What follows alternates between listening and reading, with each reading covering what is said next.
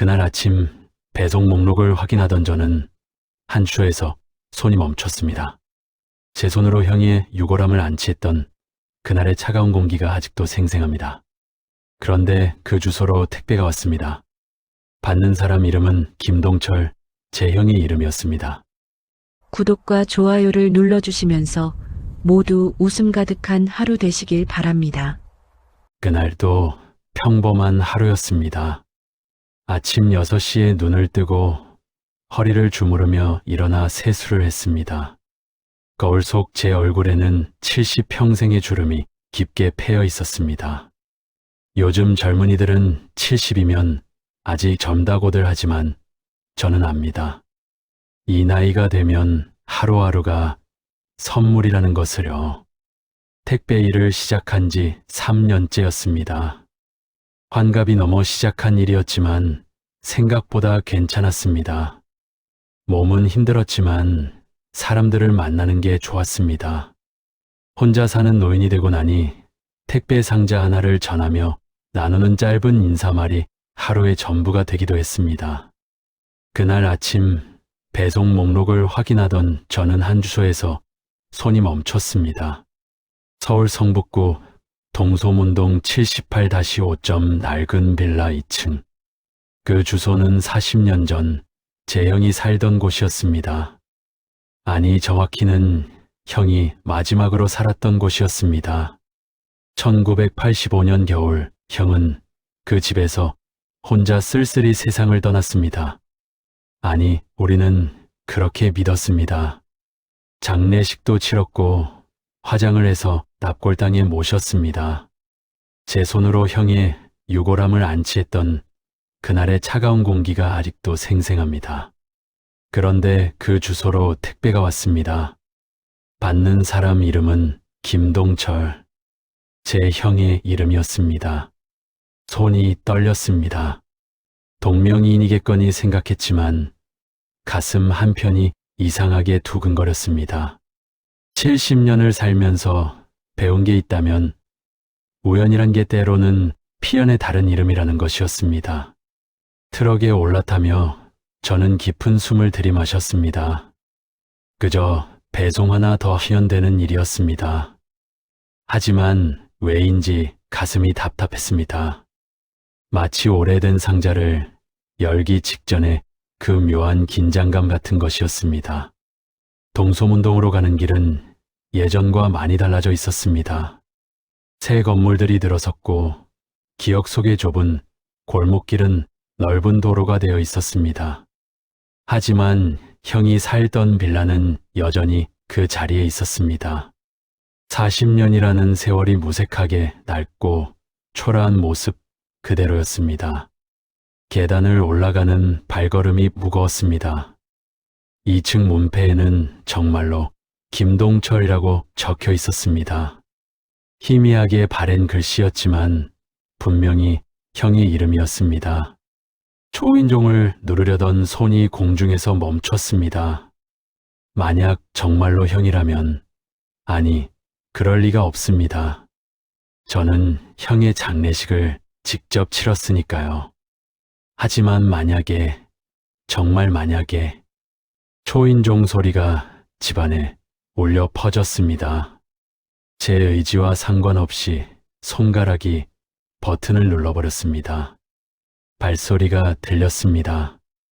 느리고 조심스러운 발걸음이었습니다. 문고리가 돌아가는 소리가 들렸습니다. 그리고 문이 열렸습니다. 거기 그 문 너머에 형이 서 있었습니다.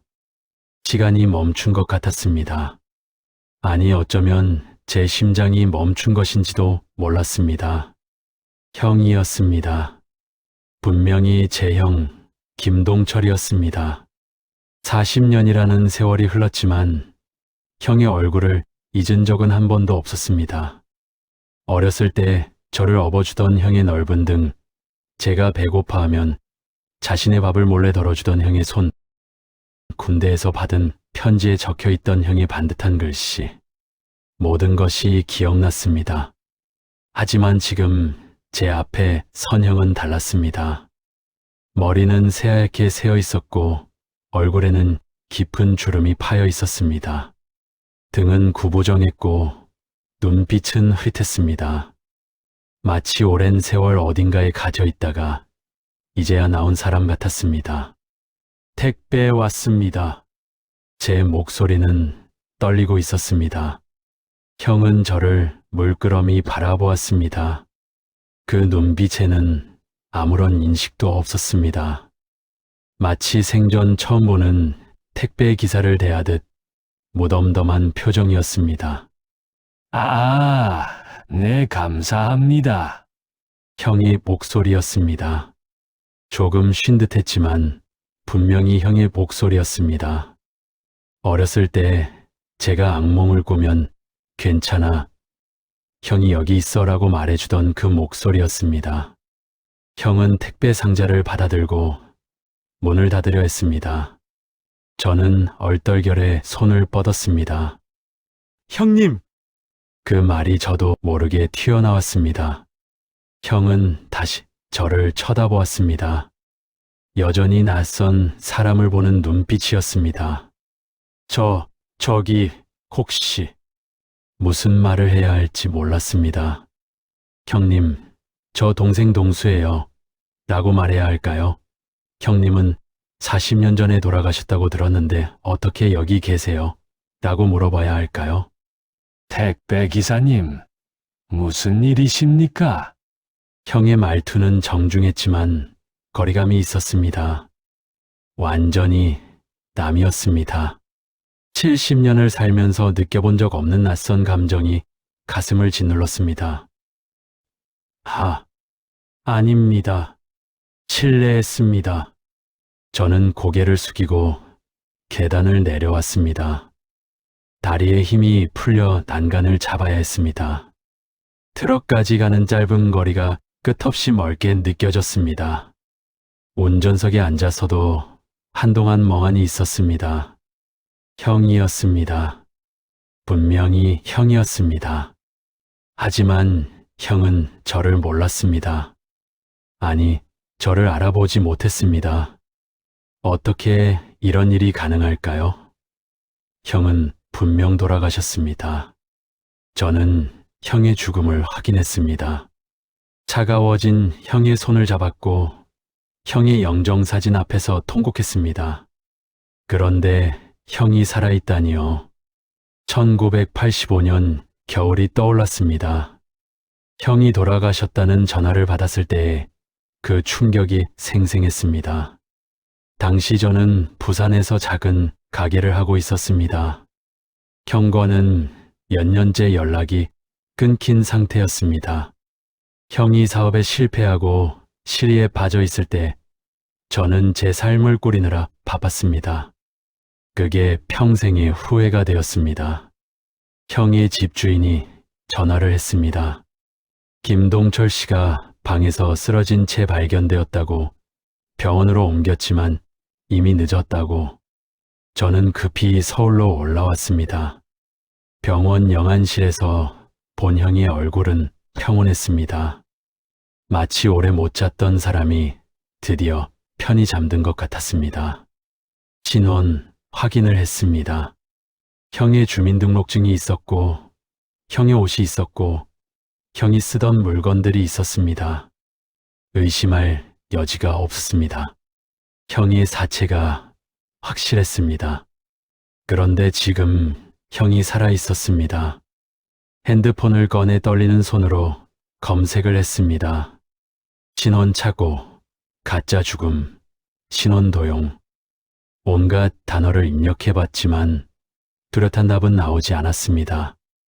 혹시 제가 잘못 본 걸까요? 나이가 들어 기억이 흐려진 걸까요? 아닙니다. 저는 형의 얼굴을 평생 잊은 적이 없습니다. 밤마다 꿈에 나타나던 형의 얼굴이었습니다. 트럭 백미러로 빌라를 바라보았습니다. 2층 창문 너머로 누군가의 그림자가 보였습니다. 형이었습니다. 형은 창가에 서서 밖을 내다보고 있었습니다. 저도 모르게 눈물이 흘렀습니다. 70년을 살면서 배운 게 있다면 눈물이란 것이 슬플 때만 나오는 게 아니라는 것이었습니다. 혼란스러울 때도, 막막할 때도, 그저 감정이 복잡할 때도 눈물은 흘렀습니다. 그날 저는 남은 배송을 제대로 하지 못했습니다. 머릿속이 온통 형 생각뿐이었습니다. 집으로 돌아와서도 잠을 이루지 못했습니다.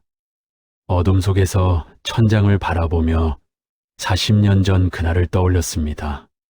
형과 마지막으로 통화한 것은 돌아가시기 한 달 전이었습니다. 형은 동수야, 형이 미안하다. 내가 보고 싶다 하고 했습니다.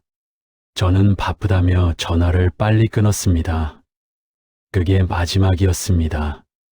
만약 그때 형을 만나러 갔더라면 어땠을까요? 만약 형의 손을 잡고 형 괜찮아요. 우리 다시 시작해요 라고 말했더라면, 그랬다면 형이 그렇게 외롭게 떠나지 않았을까요? 하지만 이제 형이 살아 있었습니다. 기적 같은 일이었습니다. 그런데 형은 저를 몰랐습니다. 그게 더 가슴 아팠습니다. 차라리 죽은 줄 알았을 때가 나았을지도 모릅니다. 최소한 그때는 형이 평안히 잠들었다는 이안이라도 있었으니까요. 새벽녘, 저는 결심했습니다. 다시 가보기로, 형에게 다가가기로, 이번에는 도망치지 않기로. 다음 날 아침 저는 일부러 그 동네로 배송 경로를 잡았습니다. 형의 집 근처를 지나가다가 형이 작은 슈퍼마켓에 들어가는 모습을 보았습니다. 저는 서둘러 차를 세우고 뒤따라 들어갔습니다. 형은 우유 한 팩과 식빵 한 봉지를 들고 계산대 앞에 서 있었습니다. 지갑에서 천천히 돈을 꺼내는 모습이 조심스러웠습니다. 슈퍼마켓 주인은 친절하게 형을 대했습니다. 김 선생님, 오늘도 같은 거 사시네요. 가끔은 반찬도 좀 사드세요. 네, 이것만 있으면 충분합니다. 형의 목소리는 조용했습니다. 계산을 마치고 나가려던 형이 제 옆을 지나갔습니다. 저는 일부러 고개를 돌렸습니다. 형과 눈이 마주쳤지만 여전히 형의 눈빛에는 아무런 인식도 없었습니다. 형이 나간 뒤 저는 슈퍼마켓 주인에게 다가갔습니다. 저기, 방금 나가신 분 오래 사셨나요? 주인은 의아한 표정으로 저를 보았습니다. 김 선생님요? 제가 이 가게 인수한 게 한 15년 됐는데, 그때부터 계셨으니 최소한 15년은 넘으셨죠. 왜요? 15년, 40년 전에 돌아가셨다고 알고 있었는데 15년 전부터 여기 계셨다는 것입니까? 그분 혹시 어디 아프신가요? 병원 같은 데 다니시나요? 주인은 잠시 생각하더니 조심스럽게 말했습니다. 글쎄요. 정확히는 모르겠는데 기억력이 좀 안 좋으신 것 같아요. 같은 물건을 반복해서 사러 오실 때도 있고, 가끔은 여기가 어디냐고 물으실 때도 있고, 동네 사람들이 다들 그러는데 치매 초기 증상 아니냐고. 치매. 그 단어가 가슴에 박혔습니다. 형이 기억을 잃었다는 뜻이었습니다. 그래서 저를 못 알아본 것이었습니다. 가족분은 안 계세요? 없는 것 같아요. 혼자 사시는 것 같던데 가끔 복지관 사람들이 들르는 거 말고는 아무도 안 오더라고요. 혼자. 형은 혼자였습니다. 40년 동안, 아니 최소한 15년 동안 혼자 살아왔다는 뜻이었습니다. 가게를 나와 형을 따라갔습니다. 형은 느린 걸음으로 빌라를 향해 걸어가고 있었습니다. 등이 더 구부정해 보였습니다. 손에 든 비닐봉지가 바람에 흔들렸습니다. 문득 제가 초등학교에 입학하던 해가 생각났습니다. 가난했던 저희 집은 형에게만 중학교를 보낼 형편이었습니다. 저는 학교에 가고 싶어서 매일 울었습니다. 그때 형이 말했습니다. 동수야, 형이 이래서 너 학교 보내줄게. 꼭 보내줄게. 형은 약속을 지켰습니다.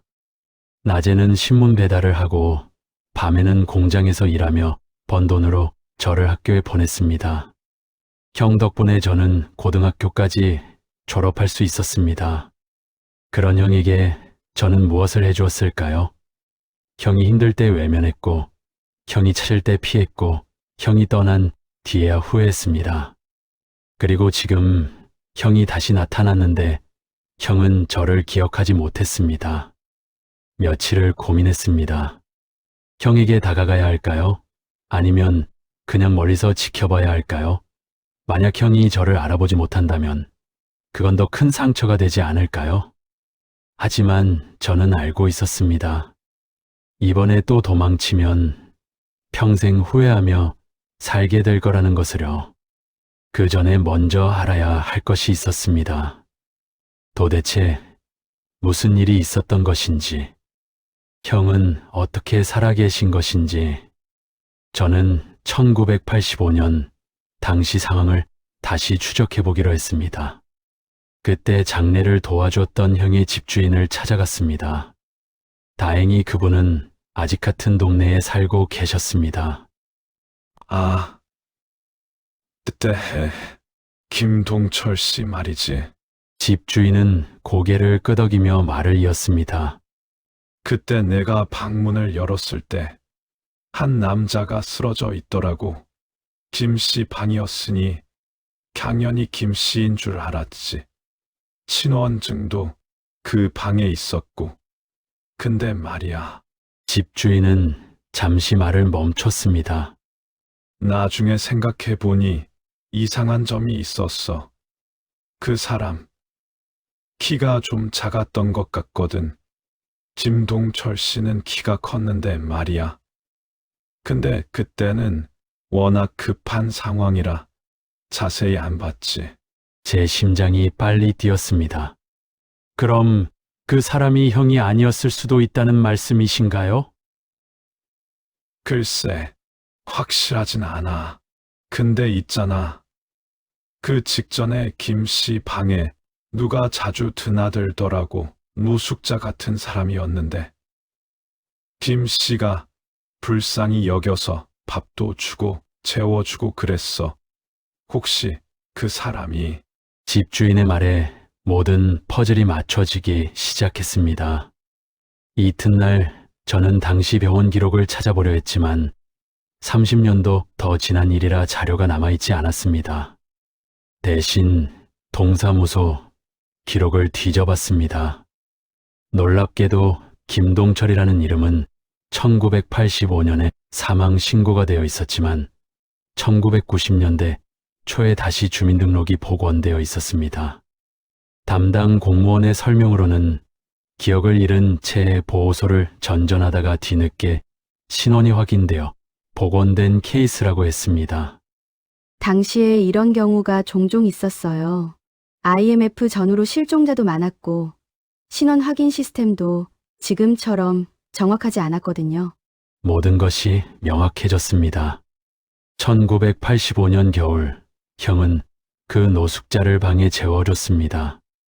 그런데 그 사람이 형의 방에서 갑자기 쓰러져 숨진 것이었습니다. 집주인과 경찰은 그 사람을 형으로 착각했고 방에 있던 형의 신분증을 근거로 신원을 확인했습니다.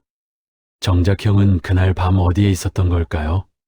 아마도 술을 마시고 정신을 잃었거나 어디론가 떠돌다가 추운 날씨에 쓰러졌을 것입니다. 그리고 기억을 잃은 채 병원에 실려갔고 신원불상자로 분류되어 보호소를 전전했을 것입니다. 몇 년 후 형은 희미한 기억을 더듬어 자신의 이름을 기억해냈을 것입니다. 그래서 주민등록이 복원되었고 예전에 살던 그 동네 근처로 돌아온 것이었습니다. 하지만 이미 너무 많은 시간이 흘렀고 기억은 대부분 사라진 뒤였습니다. 가슴이 무너졌습니다. 형은 그 긴 세월 동안 혼자였습니다. 가족을 기억하지 못한 채, 자신이 누구인지도 제대로 알지 못한 채 외롭게 살아왔던 것입니다. 그리고 저는 형이 죽었다고 믿으며 편히 쉬라고 빌며 정작 살아있는 형을 찾지 않았습니다. 어느 날 오후 저는 용기를 내어 형의 집 문을 두드렸습니다. 택배가 있는 척하지 않았습니다. 그냥 솔직하게 말하기로 했습니다. 문이 열렸습니다. 형이 의아한 표정으로 저를 바라보았습니다. 안녕하세요, 형님. 저는 최대한 부드럽게 말했습니다. 저는 김동수라고 합니다. 형님의 동생입니다. 형의 눈빛이 흔들렸습니다. 뭔가 기억하려는 듯 이마에 주름이 깊어졌습니다. 하지만 곧 고개를 가로저었습니다. 동생이라고 하셨나요? 죄송합니다만 저는 동생이 없습니다. 혼자입니다. 형의 말에 가슴이 무너졌습니다. 형은 정말로 저를 기억하지 못했습니다. 우리가 함께 보낸 모든 시간들, 형이 저를 위해 흘린 땀, 제가 형을 따라다니며 보낸 어린 시절, 모든 것이 형의 기억에서 지워진 것이었습니다. 형님 정말 기억 안 나세요? 1970년대 우리 둘이 종로에 있는 단칸방에서 살았잖아요. 형님이 신문 배달하고 저는 형님 올 때까지 혼자 밥 먹고. 형은 혼란스러워하며 뒤로 물러섰습니다. 저는 모르겠습니다. 머리가 아파요. 당신이 누군지 모르겠어요. 형의 목소리에 두려움이 섞여 있었습니다. 저는 그제야 깨달았습니다. 제가 너무 성급했다는 것을요. 형에게 이것은 공포였습니다. 낯선 사람이 와서 기억나지 않는 과거를 들먹이는 것이었습니다. 죄송합니다. 형님 놀라게 해드렸네요. 그냥 착각한 것 같습니다. 저는 고개를 숙이고 돌아섰습니다. 형의 문이 조용히 닫히는 소리가 들렸습니다. 계단을 내려오며 눈물을 참았습니다. 70평생 울지 않으려고 노력하며 살았는데 요즘 들어 자꾸 눈물이 났습니다. 나이가 들면 눈물도 약해지는 걸까요? 하지만 포기할 수 없었습니다. 형이 기억을 잃었다면 제가 형의 기억이 되어주면 되는 것이었습니다. 천천히 조심스럽게 형이 불편하지 않게 다가가면 되는 것이었습니다. 그날부터 저는 계획을 세웠습니다. 형 근처에 자연스럽게 있는 방법을요. 억지로 기억을 되살리려 하지 않고 그냥 형 곁에 있는 방법을요. 다음 주부터 저는 매일 아침 형이 사는 동네를 지나갔습니다. 형이 슈퍼마켓에 가는 시간에 맞춰 그 근처에 있었습니다. 처음엔 그냥 스쳐 지나갔습니다. 형은 저를 보았지만 아무런 반응이 없었습니다. 이틀째 형이 무거운 쌀 포대를 들고 힘들어하는 모습을 보았습니다. 저는 다가가 조심스럽게 말했습니다. 도와드릴까요? 형은 잠시 망설이다가 고개를 끄덕였습니다. 쌀 포대를 받아들고 형을 따라 빌라까지 갔습니다. 현관 앞에서 쌀을 내려놓으며 저는 가볍게 인사했습니다. 편히 계세요. 형은 감사합니다라고 짧게 말했습니다.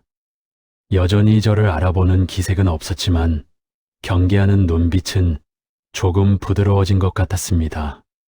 사흘째 형이 슈퍼마켓에서 나오는데 비가 오기 시작했습니다. 형은 우산이 없었습니다. 저는 제 우산을 펴고 형에게 다가갔습니다. 함께 가시죠. 형은 잠시 저를 바라보다가 우산 아래로 들어왔습니다.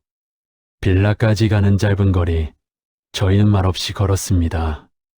빗소리만이 우산을 두드렸습니다. 고맙습니다. 이 동네 사시나요? 형이 처음으로 말을 걸었습니다. 근처에서 택배 일을 합니다. 자주 이 동네를 지나가요. 그렇군요. 자주 뵙는 것 같아서요. 형이 저를 기억하기 시작한 것이었습니다. 비록 동생이 아니라 자주 보는 택배 기사로서였지만 그것만으로도 감사했습니다. 일주일째 형이 먼저 저를 알아봤습니다. 아, 택배 기사님이시네요. 또 뵙네요. 네, 안녕하세요. 혹시 성함이 김동수입니다. 김동수 씨. 형이 제 이름을 몇 번 되뇌었습니다. 혹시 기억이 돌아오는 걸까요? 하지만 형은 그냥 좋은 이름이네요 라고만 했습니다. 그날 형이 갑자기 물었습니다. 커피 한잔 하시겠어요? 늘 신세만 지는 것 같아서요. 형의 집에 들어간 것은 그날이 처음이었습니다. 집 안은 깨끗했지만 쓸쓸했습니다. 가구는 최소한이었고 벽에는 아무런 사진도 없었습니다. 마치 기억이 없는 사람의 집처럼 과거의 흔적이 전혀 없었습니다. 형이 인스턴트 커피를 타주었습니다. 작은 탁자를 사이에 두고 마주 앉았습니다. 이상했습니다. 형과 마주 앉아 있는데 형은 제가 누군지 몰랐습니다. 여기 오래 사셨나요? 제가 조심스럽게 물었습니다. 글쎄요, 정확히는 모르겠어요. 10년쯤? 아니, 더 됐나? 기억이 잘 안 나요. 형은 쓴웃음을 지었습니다. 나이가 들면 기억이 흐려져요. 최근 일도 자꾸 까먹고 의사는 치매 초기라고 하더군요. 가족분은 안 계세요? 형은 고개를 저었습니다. 없어요. 혼자예요. 외롭진 않아요. 이제 익숙해졌으니까. 하지만 형의 눈빛은 외로워 보였습니다. 텅 빈 집, 벽에 걸린 사진 한 장 없는 공간, 매일 같은 우유와 식빵만 사오는 삶. 형은 기억을 잃으며 자신의 인생도 함께 잃어버린 것 같았습니다. 저도 혼자 삽니다. 제가 말했습니다. 아내를 5년 전에 먼저 보냈어요. 자식들은 다 멀리 있고 그래서 택배 일을 시작했죠. 집에만 있으면 너무 쓸쓸해서요. 형이 고개를 끄덕였습니다. 그러게요. 혼자 있으면 시간이 이상하게 가요. 어떤 날은 하루가 1년 같고, 어떤 날은 1년이 하루 같고. 우리는 그날 오랜 시간 이야기를 나눴습니다. 날씨 이야기, 동네 이야기, 별것 아닌 이야기들이었습니다. 하지만 형의 얼굴에 조금씩 생기가 돌았습니다. 누군가와 이야기를 나눈다는 것, 그것만으로도 형에게는 큰 의미였던 것 같았습니다. 그날 이후로 저는 일주일에 2~3번씩 형을 찾아갔습니다. 형도 저를 기다리는 것 같았습니다.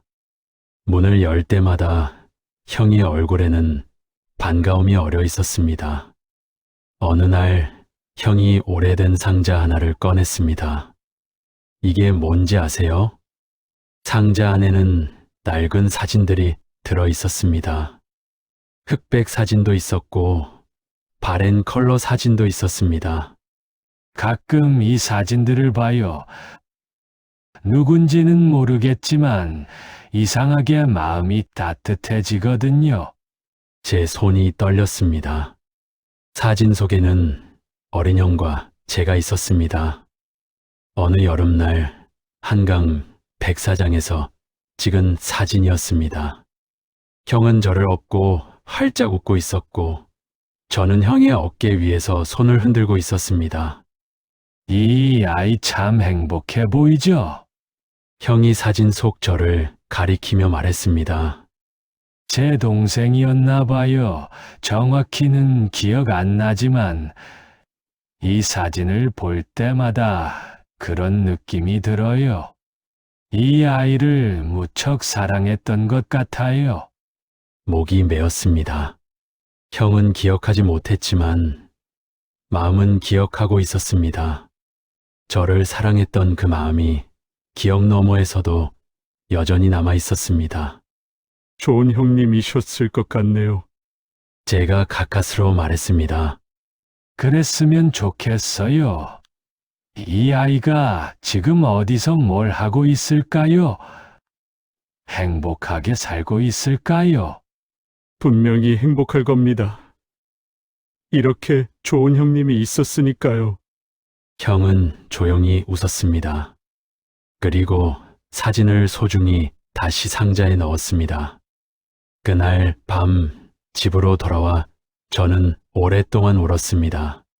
70평생 쌓아온 모든 후회가 한꺼번에 쏟아져 나왔습니다. 형을 외면했던 것, 형의 전화를 피했던 것, 형이 떠난 줄 알고 포기했던 것, 모든 것이 가슴을 짓눌렀습니다. 하지만 동시에 희망도 생겼습니다. 늦었지만 이제라도 형 곁에 있을 수 있다는 것. 형이 저를 기억하지 못해도 제가 형을 기억하면 된다는 것. 그것만으로도 충분하다는 것을요. 다음 날부터 저는 더 자주 형을 찾아갔습니다. 형의 냉장고에 반찬을 채워놓기도 했고 형과 함께 산책을 하기도 했습니다. 형은 점점 저를 편하게 대했습니다. 비록 동생이 아니라 좋은 친구로서였지만 그것도 감사했습니다. 어느 가을날 형과 함께 근처 공원을 걷고 있었습니다. 단풍잎이 떨어지는 것을 보며 형이 말했습니다. 이상해요. 동수 씨와 있으면 마음이 편해요. 왜 그럴까요? 우리 오래 알고 지낸 것도 아닌데. 어쩌면 전생에 인연이 있었나 봅니다. 제가 농담처럼 말했습니다. 아, 전생. 형이 중얼거렸습니다. 그리고 갑자기 멈춰 섰습니다. 동수. 그 이름. 형의 눈빛이 흔들렸습니다. 뭔가 떠오르려는 듯했습니다. 형님? 아니에요. 잠깐 뭔가 생각났다가 사라졌어요. 형은 이마를 짚으며 힘들어했습니다. 저는 형의 팔을 잡았습니다. 괜찮습니다, 형님. 천천히 하세요. 급할 것 없어요. 형이 저를 바라보았습니다. 그 눈빛에 눈물이 고여 있었습니다. 왜 그럴까요? 당신을 보면 가슴이 아파요. 뭔가 잃어버린 것 같은 느낌이 자꾸 들어요. 저도 눈물이 났습니다. 형의 마음은 기억하고 있었습니다. 비록 머리는 잊었어도 마음만큼은 여전히 저를 기억하고 있었습니다. 형님, 네? 저도 형님을 보면 가슴이 아파요. 뭔가 소중한 걸 잃어버린 것 같은 느낌이 들어요. 우리는 그날 공원 벤치에 앉아 오랫동안 말없이 있었습니다. 단풍잎이 떨어지고 해가 지고 어둠이 찾아왔습니다. 하지만 우리는 일어나지 않았습니다. 서로의 존재만으로도 충분했습니다. 그로부터 석 달이 흘렀습니다. 형의 상태는 조금씩 나빠지고 있었습니다. 기억력은 더 떨어졌고 때로는 제가 누군지도 잊어버렸습니다. 어떤 날은 저를 보고 누구세요? 라고 물었습니다. 처음에는 가슴이 아팠지만 이제는 익숙해졌습니다. 저는 동수예요. 형님의 친구. 아, 동수. 친구. 그렇게 다시 소개하고, 다시 친해지고, 다시 이야기를 나눴습니다. 매일이 처음 만나는 날 같았지만, 그것도 나쁘지 않았습니다. 매일 새롭게 형과 인연을 맺는 기회였으니까요. 겨울이 왔습니다. 형의 건강이 눈에 띄게 나빠졌습니다. 감기가 폐렴으로 번졌고 병원에 입원해야 했습니다. 저는 매일 병원을 찾아갔습니다. 형은 병상에 누워 창밖을 바라보곤 했습니다. 동수 씨, 어느 날 형이 저를 불렀습니다. 네, 형님. 제가 언제부터 여기 있었죠? 일주일쯤 됐습니다.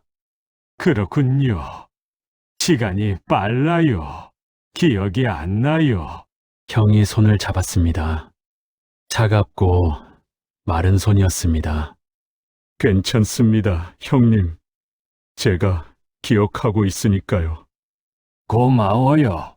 동수 씨, 당신이 없었으면 저는 정말 외로웠을 거예요.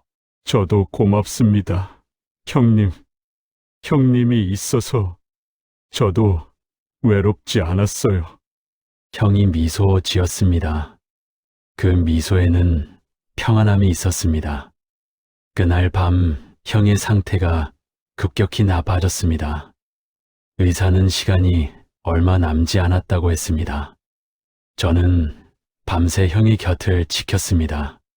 새벽녘 형이 눈을 떴습니다. 희미한 의식 속에서 저를 바라보았습니다. 동수야, 그 순간 제 심장이 멈췄습니다. 형이 저를 불렀습니다. 동수 씨가 아니라 동수야라고. 형님, 동수야, 형이 미안하다. 너를 잊고 있었구나. 미안해. 아니에요. 형님, 괜찮아요. 형은 내가 너무 보고 싶었어. 그런데 기억이 안 났어. 형의 손에 힘이 들어갔습니다. 제 손을 꼭 쥐었습니다. 이제 기억났어. 우리 둘이 백사장에 갔었지. 네, 형님, 맞아요. 여름이었어요. 너를 업고 물놀이 했었지. 네, 기억나요, 형님. 형이 미소를 지었습니다. 평온한 미소였습니다. 동수야, 형이 너를 사랑했어. 너무 사랑했어. 저도 사랑해요. 형님, 저도 형님을 너무 사랑해요. 이제 괜찮아. 너를 다시 볼 수 있어서 행복해. 형의 눈이 천천히 감겼습니다. 손의 힘이 풀렸습니다. 심전도 기계의 소리가 길게 울렸습니다. 형님, 하지만 형은 대답하지 않았습니다. 형의 얼굴에는 미소가 남아 있었습니다. 평생 보지 못했던 평화로운 미소였습니다. 형의 장례식은 조용했습니다. 동네 사람 몇 명과 복지관 직원들이 왔습니다. 저는 상주로 앉았습니다. 이번에는 도망치지 않았습니다. 형의 유품을 정리하면서 많은 것을 발견했습니다. 오래된 일기장이 있었는데 거기에는 제 이야기가 빼곡히 적혀 있었습니다. 1985년 이후의 일기였습니다. 오늘도 동수 생각이 났다. 동수는 잘 살고 있을까? 내가 죽었다고 알면 슬퍼할까? 아니면 안도할까? 형은 죽지 않았습니다. 신원이 바뀐 다른 사람이 형으로 잘못 알려진 것이었습니다. 당시 형은 기억을 잃은 채 병원을 헤매고 있었고 저는 잘못된 시신을 형이라고 믿었던 것이었습니다. 일기장 마지막 장에는 이렇게 적혀 있었습니다. 기억은 점점 사라지지만 한 가지는 절대 잊지 않겠다. 내게는 세상에서 가장 소중한 동생이 있었다는 것을, 그 아이를 사랑했다는 것을, 그것만큼은 죽는 날까지 기억하겠다. 저는 그 글을 읽으며 울었습니다. 평생 참았던 눈물을 모두 쏟아냈습니다. 형은 기억을 잃었지만 사랑만큼은 잊지 않았습니다. 마지막 순간 형은 저를 기억했습니다. 그것만으로도 충분했습니다. 장례를 마치고 형이 유골함을 안치하는 날 하늘이 맑았습니다. 1985년 겨울에 안치했던 잘못된 유골함을 꺼내고 진짜 형의 유골함을 그 자리에 모셨습니다. 형님, 이제야 제대로 모시네요. 늦어서 죄송합니다. 바람이 불었습니다. 마치 형이 대답하는 것 같았습니다. 괜찮아. 동수야, 형은 행복했어. 그날 이후 저는 매주 형을 찾아갑니다. 납골당에 앉아 형에게 이야기를 합니다. 요즘 날씨가 어떤지, 동네에 무슨 일이 있었는지 별것 아닌 이야기들을 합니다. 가끔 형이 살던 빌라 앞을 지나갑니다. 이제는 다른 사람이 살고 있습니다. 하지만 저는 압니다. 그 집 어딘가에 형의 온기가 남아있다는 것을요. 70년을 살면서 배운 것이 있습니다. 인생에서 가장 소중한 것은 함께 보낸 시간이 아니라 함께 나눈 마음이라는 것입니다. 형과 저는 40년을 떨어져 있었지만 우리의 마음은 단 한 번도 떨어진 적이 없었습니다. 형이 저를 잊었을 때도 저는 형을 기억했습니다. 제가 형에게 다가갔을 때 형의 마음은 저를 알아봤습니다. 그리고 마지막 순간 형은 모든 것을 기억했습니다. 어쩌면 그것이 사랑인지도 모릅니다. 기억보다 깊은 곳에 자리한 결코 잊히지 않는 무언가. 시간이 흘러도 기억이 사라져도 여전히 남아있는 그 무언가. 이제 저도 나이가 들었습니다. 기억력이 예전 같지 않습니다. 언젠가 저도 형처럼 기억을 잃게 될지 모릅니다. 하지만 두렵지 않습니다. 형이 그랬듯이 마음만큼은 기억할 테니까요. 형을 사랑했던 이 마음만큼은 절대 잊지 않을 것입니다. 저녁 무렵 택배 트럭을 몰고 집으로 돌아갑니다. 석양이 아름답습니다. 문득 형과 함께 보았던 한강의 노을이 떠오릅니다. 1965년 여름, 형이 저를 업고 동수야 예쁘지? 라고 했던 그 노을. 네, 형님. 정말 예뻤어요. 그때도 지금도 형님이 있어서 제 인생은 아름다웠습니다. 비록 짧은 시간이었지만 다시 만날 수 있어서 감사했습니다.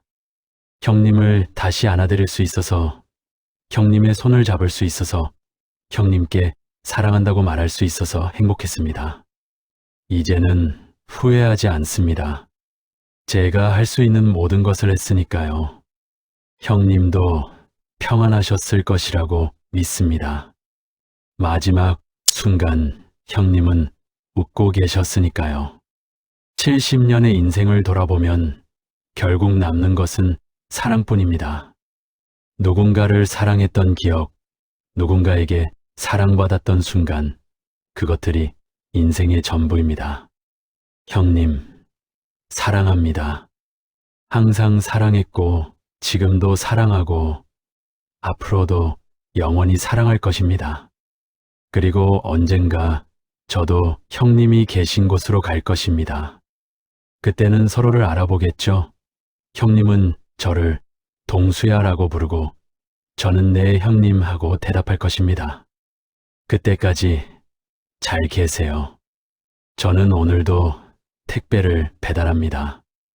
누군가에게 소포를 전하며 짧은 인사를 나눕니다. 그 속에서 저는 형님을 만납니다. 모든 사람의 얼굴에서, 모든 인연에서 형님의 사랑을 느낍니다. 인생은 계속됩니다. 형님이 없는 인생이지만 형님과 함께한 기억으로 가득한 인생입니다. 그것으로 충분합니다. 해가 집니다. 또 하루가 지나갑니다. 내일도 저는 아침 일찍 일어나 택배를 실을 것입니다. 누군가의 집 앞에 서서 초인종을 누를 것입니다. 그리고 언젠가 어느 문 너머에서 또 다른 기적을 만날지도 모릅니다. 인생이란 그런 것이니까요. 예상치 못한 순간에 찾아오는 선물 같은 것이니까요. 형님, 저는 괜찮습니다. 형님 덕분에 저는 사랑하는 법을 배웠습니다. 기다리는 법을 배웠습니다. 그리고 용서하는 법을 배웠습니다. 이제는 평안합니다. 형님도 평안하시길 바랍니다. 사랑합니다, 형님. 영원히.